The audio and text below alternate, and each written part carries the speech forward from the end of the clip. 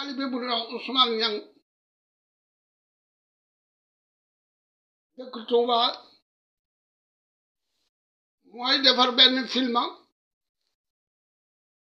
boo xam ne maa ngi koy defar ci daraja Cheikh Ahmadou Kabir Mbaye ci daraja Cheikh Ahmadou Kabir Mbaye mi ko yàlla solal ak toogu bi ko yàlla teg muy benn toogu ci nguuru yàlla gi benn toogu da ca am boo xam ne Cheikh Ahmadou Kabir Mbaye la ca yàlla teg